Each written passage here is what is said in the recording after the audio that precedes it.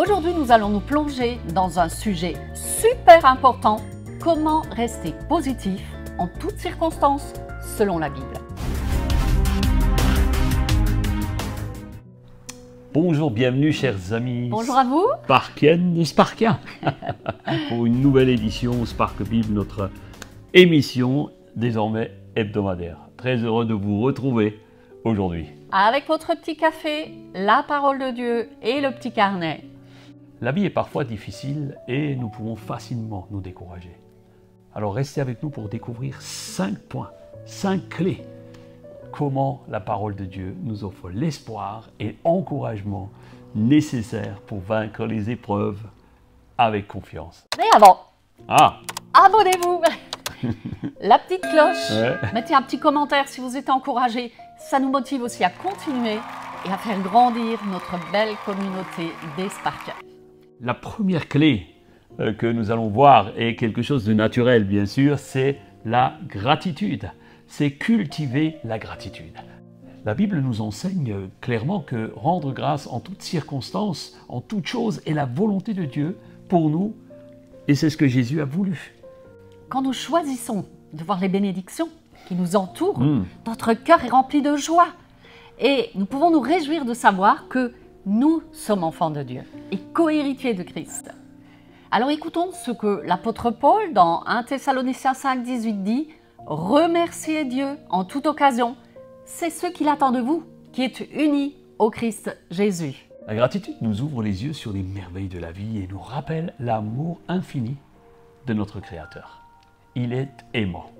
Mais comment pouvons-nous maintenir cette attitude positive tout le temps, même dans les moments difficiles? Comment faire? Alors avec une deuxième clé qui est l'espérance en Dieu.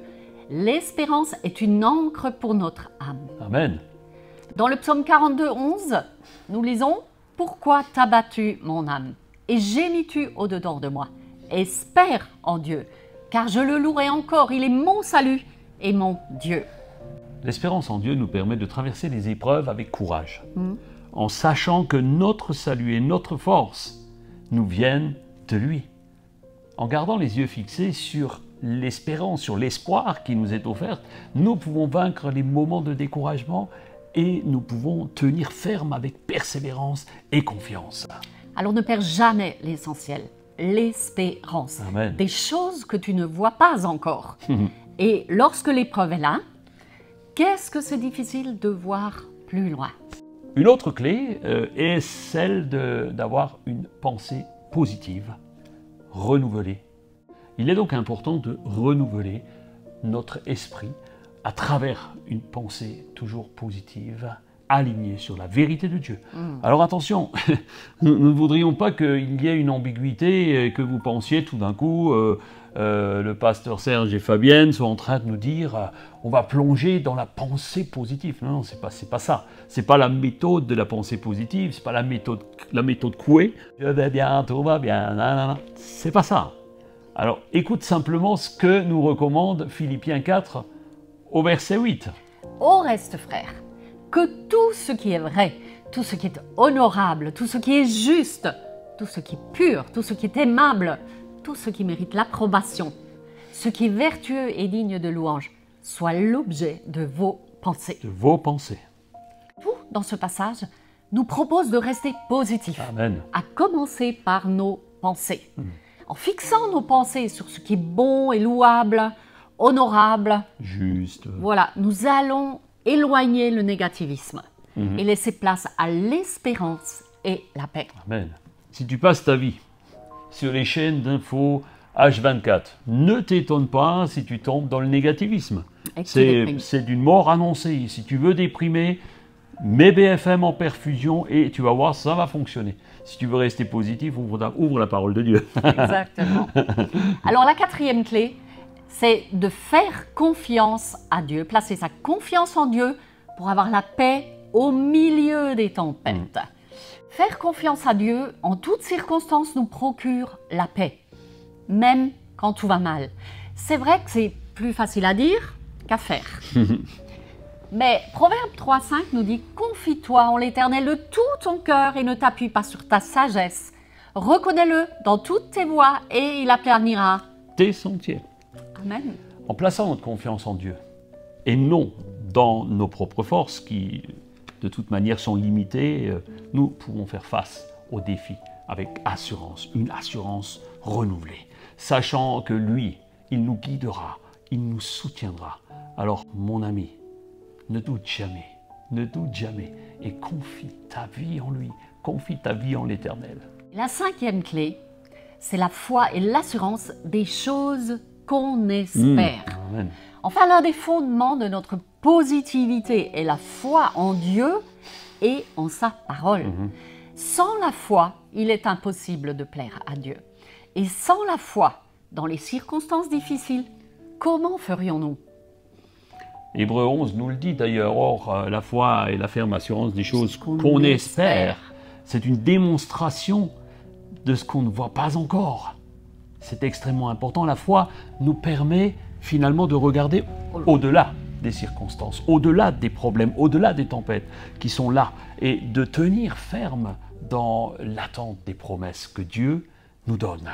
En nous concentrant sur cette foi inébranlable qui devient efficace, que nous pouvons faire face aux défis avec courage et ainsi transformer le négatif en positif. Amen.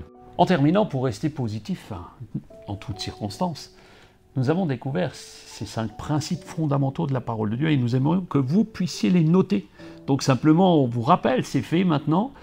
Prenez votre carnet, et puis simplement commencez à noter les 5 clés pour rester positif. Tu veux passer un été positivement, eh bien vraiment, commence à noter. La première chose, vous l'avez dit, on le dit ensemble, c'est la gratitude. Cultiver la gratitude envers Dieu. Envers Dieu. La deuxième, c'est placer notre espérance en Dieu comme une encre pour notre âme.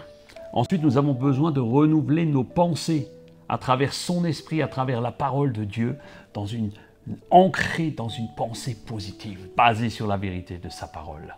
Avoir confiance en Dieu, sachant qu'il guide nos pas, est la quatrième clé. Et la dernière, c'est bien sûr nourrir sa foi. Comment on le fait? Eh bien, on prend sa parole et on saisit les promesses de Dieu qu'il nous a faites personnellement ou qui sont dans sa parole de façon inébranlable. Amen. Alléluia. Alors, chers amis, la vie est parfois sombre et décourageante, c'est vrai, mais la parole de Dieu nous offre ce vrai trésor d'espérance et qui nous amène à être positifs en toutes circonstances. Alors, en nous appuyant sur les enseignements bibliques, nous pouvons rester fermes dans notre foi et mettre notre confiance en Dieu, quelle que soit la situation. Alors aujourd'hui, on veut vous encourager à méditer sur ces principes bibliques et à les mettre bien sûr en application dans votre vie quotidienne. Tu as un coup de blues, eh bien commence à prendre ces 5 clés, pas une seule, il en faut 5. Vous savez, des fois il y a des coffres-forts, il y a 3 ou 4 clés. Si tu n'en as qu'une, ça ne fonctionne pas, il faut mettre la bonne clé dans le bon trou, alors ça va fonctionner. Alors prenez le temps de remercier Dieu pour ses bienfaits, de vous tourner vers lui dans l'espérance et la prière. Et ainsi remplir votre esprit de pensées positives. Alléluia. On va proclamer sa grâce maintenant, ensemble, avec l'aide de Dieu. Nous pouvons tenir ferme face aux problèmes et faire rayonner la lumière de Jésus-Christ, de l'Évangile, à travers le monde. Est-ce que vous êtes prêts pour ça? Je vais prier.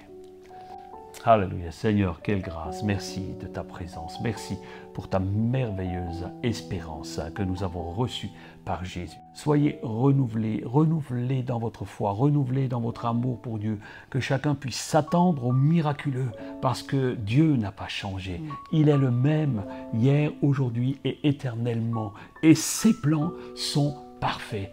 Et nous avons prié au nom de Jésus-Christ. Gloire à son saint nom. Amen. Alléluia. Merci pour votre fidélité, chers Sparkiens et Sparkiennes. Nous vous donnons rendez-vous très vite pour une nouvelle exploration des richesses de la parole de Dieu. On va creuser.